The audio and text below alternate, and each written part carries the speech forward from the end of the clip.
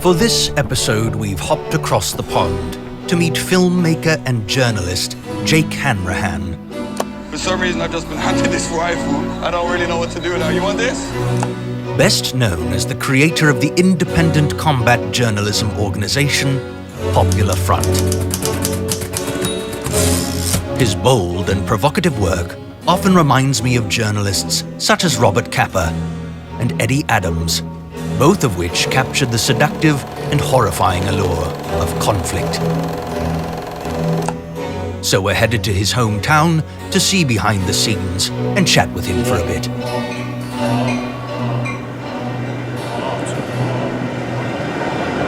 This would be a good idea, right? So we're away from the train station now. You're starting to see, right? I'll turn around because the police station is a sight to behold. Look at this. This is in the middle of the town. On the right is the court, right? So this used to be the magistrate's court. You get in a bit of trouble, you end up there. And then look at smashed to pieces. Like, you know what I mean? And it's like, how are you gonna have any like respect for your own town when the police can't even like they abandoned the building and were just like, yeah, fuck it, you know? Yeah. I think that is a very like good sign of where the town is at, you know? Anyway, so yeah, the class system here is like, it's a very classist society, and I don't want to get too into politics, but I'm noticing now that kind of, you know, like metropolitan neoliberals they love it because for the first time in their lives they can kind of use classism openly, flagrantly, because if they see an area is like, oh, that's right wing or it doesn't have the correct opinion, they'll just be like, there's a new term here called like gammon, like a very derogatory term, and the idea is that like anybody that's doesn't have the kind of safe London opinion is a gammon, you know, and that's basically a new word from like what we used to have, chav, you know, like chav is like a really derogatory thing, council housed and violent, like friend. So I feel like being back here, like it does keep me grounded, but at the same time, like my family are here, my grandma's here, you know, so I wouldn't move away from my family, you know, like that's important to me. And it's like when I go to the Thai boxing, like, and don't get me wrong, I don't think I'm some like superstar, like in the grand scheme of what I do, like it's not that big, you know, like there's a lot of stuff going on that's bigger than what I do, but you know, to some degree we have a decent following, people like what we do, and I think we've made an impact, you know, with Popular Front and my various other projects, we've made an impact on journalism. But when I go, you know, I'm back at the gym all the time with my pals and that, like none of them are like treating me any different, you know, like they never have, and they're very sincere and like they like it, you know, like they're like, oh, I saw your new dark, like bro, I was so proud of you, like they really like it, and it's nice to see like some sincerity in a kind of like ironic world, you know, and I think that kind of like irony peeled bullshit just doesn't exist in places like this. Doesn't exist, bro. People are sincere, even if they're not nice or even if they're harsh or if they're rude, at least it's all sincere. And I need that in my life. Like I don't like none of that kind of like, I'd rather you be horrible and up front than fucking fake and nice, you know. So this is the brother we're filming something with. This is the champion. Yeah, very good. Bro, he just won his last fight. He's the new champion of Kettering, man. Congratulations. Cheers, bro. Thank you, mate. What was it? First round stoppage, second round? Second round. Sick guy, man. I didn't throw up. Really? Yeah, broken as well. I swallowed it. You got nothing. No, nothing. See that? Straight back to training, man. That's the funny thing about Thai boxing, right? Like, the biggest killers look like dentists. He killed me, bro. So it just became part of my life, man. And it's really, really funny now to see like Muay Thai is like really booming, right? People are like, oh, it's good to see you get on the Muay Thai thing. I'm like, I've been doing this since I think I was 14 when I started. So like, it's funny now because, and by the way, I'm not that good. Like I should be way better than I am. I'm lazy, man. My cardio is terrible, but I love it, bro. Like I love it. It's one of the best things. I really enjoy it. And it's where my pals are at. You know, like honestly, me and Shane, we train, but like halfly we're just fucking chatting and stuff, you know what I mean? Yeah, it's just like, it's good. And it's a release, you know, it's a release, and it's a way to humble yourself. You know, like our gym specifically is a very good environment. Like, you know, respect is very important. It's written above our door. Like, you know, you can't be there if you're like some kind of bigger or some kind of misogynist, you know, like you got to be straight up and down. It's not a political gym. We're not like preaching no bullshit, but you got to have respect for your fellow person. And we teach that through the way everybody acts, you know, like you won't see no, I mean, it happens and people get kicked out or punched up, you know, it is what it is. All right, 30 seconds, 30 seconds. the only round that's going to be a good one. Cross. Jab, jab. Cross. Cross. Big elbow. In. Elbow. Kick. Step off. Kick. So, check your range. Kick. 2. Kick. Jab. Settle. Jab team.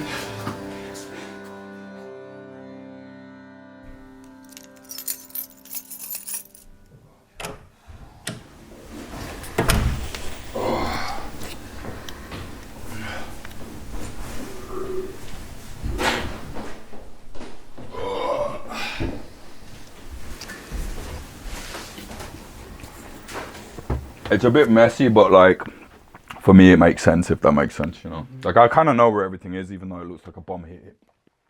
Yeah, so yeah, sorry, I was saying, like for me basically how I have this office, it's like a museum for myself, if that makes sense. Like things that I've done, things that I've like created. Like this, for example, this was like the drone survival guide. This is like one of the first things I ever wrote about when I was like 22. This guy made this to like help like Afghans identify which drones, you know, whatever. The big version of this actually doubled up as a blanket that blocked out heat seeking, which was a really cool project. This is a map of Chernobyl, which, believe it or not, I was in Chernobyl, but there's like a gift shop in Chernobyl, which is pretty funny. So me and my friend were there like filming, and we just saw like the fucking gift shop maps of Chernobyl. So I was like, absolutely, I need that. This, a really good friend of mine who fought against ISIS in Syria. This is an ISIS coin. And he wrote, I killed Daesh and all I got was this shitty coin. Merry Christmas, and he gave it to me for Christmas. Honestly, it seems kind of nuts, but I keep them in the 2 bag. I feel like that thing's fucking cursed. Do you know what I mean? Yeah. So I keep that in there.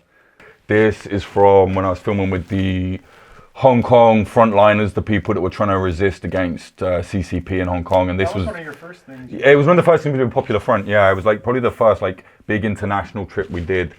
And you got a lot of the patches. Oh shit, yeah.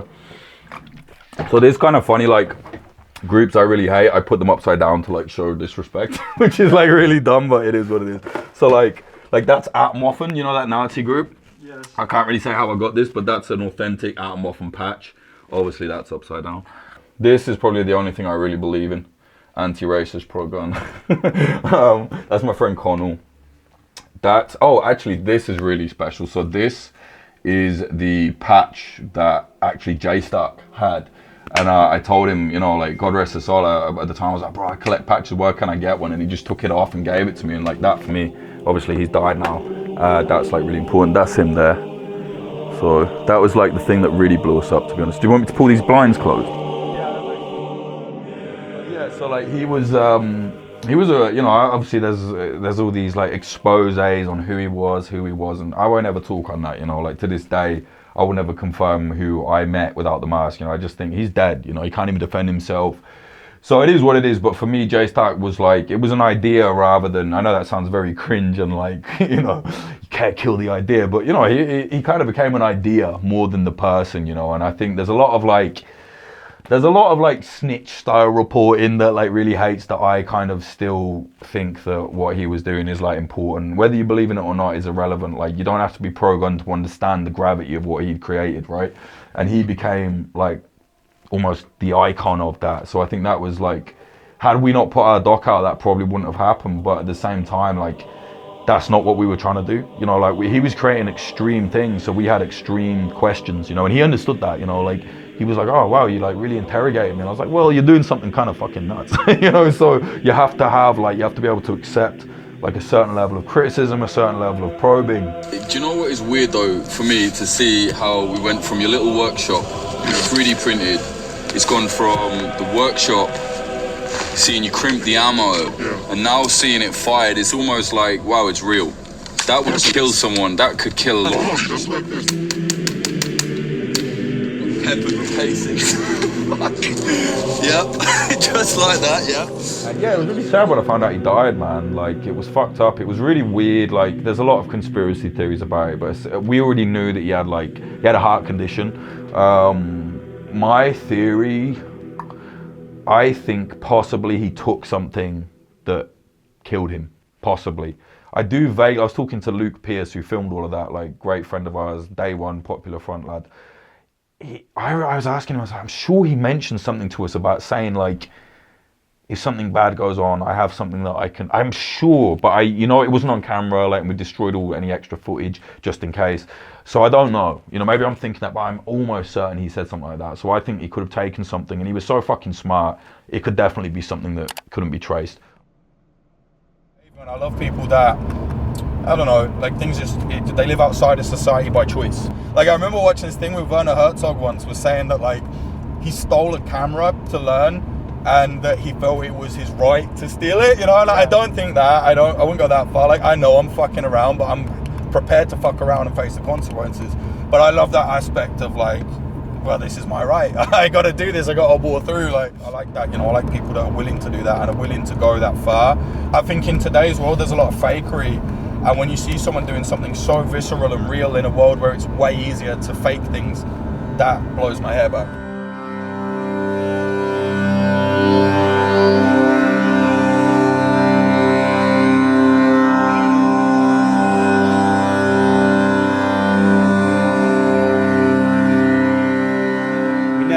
We never want to stray away from that. Like, what Away Days is about is the rawness and seeing the ND filter change, seeing, sometimes something being overexposed, or sometimes having camera shake or whatever, because ultimately that communicates how raw it is to actually experience what we're experiencing. It is so reactive. It is so shit's only going to happen once, and how you capture it is how you capture it. There's none of this TV bullshit where it's like, oh, can you just do that again? We go in rolling and that's it. Like, what we get is what we get. But in the moments where, like, there's some breathing room, we're able to then think, okay, well, what can we do to then make this more cinematic? And I mean cinematic in a way that's, like, more, the visual language has been thought about and elevated. And there is room for that, but not in the moments where it's, like, super reactive. These kind of stories, unless there's a danger which is, like a bullet or like a whatever, like, the risk is often calculated through, like, who you're with in that scenario. So if you're going into the favela, if you're, like, doing a story in, like, a difficult place, who you are with is way more important than any kind of insurance or, like that's your insurance. And if you're with the right person, you're going to be okay. And me and Jake are very calculated with that kind of decision making.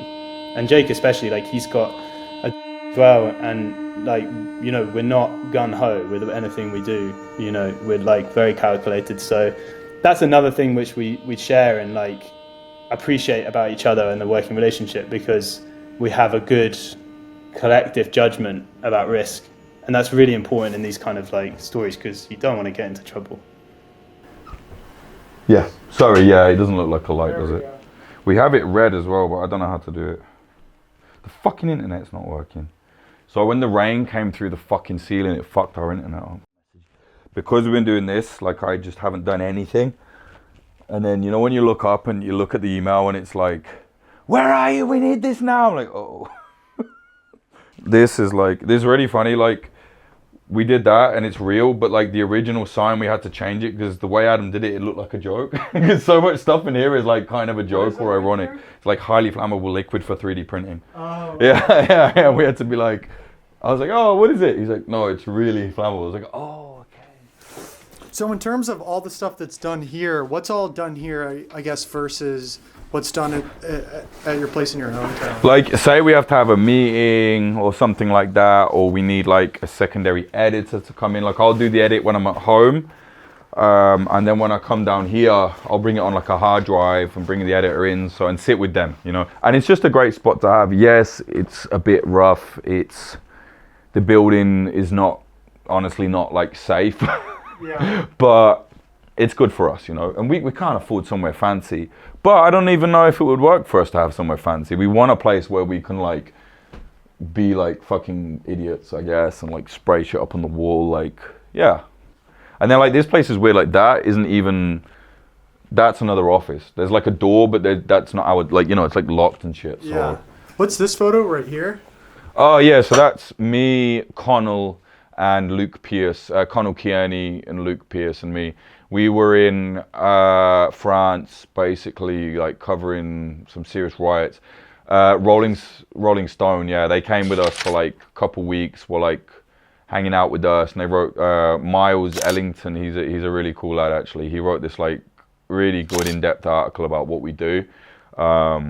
And yeah, he like actually came with us to the riot and was like in the middle of the riot, like police, like French police don't fuck around. Like French police like lobbing shit at us, firing shit and glass and fire, and like Miles was like, so tell me about, I was like, Miles, what the fuck are you doing? Like, get your head down. Like trying to like, yeah, he was cool, man. At first I was a bit unsure, but like he's a really good guy. And like, yeah, so we did all that shit, man. So that's from there. It's funny, man. I forget sometimes. Like, it's been fun to do this. I remember, like, we've actually done a lot. Sometimes in my head, I'm like, oh. You know, because I always want to think, be humble, don't get too like, don't get big-headed or anything. But then sometimes you actually forget, fuck, we did so much, you know, like in a short space of time.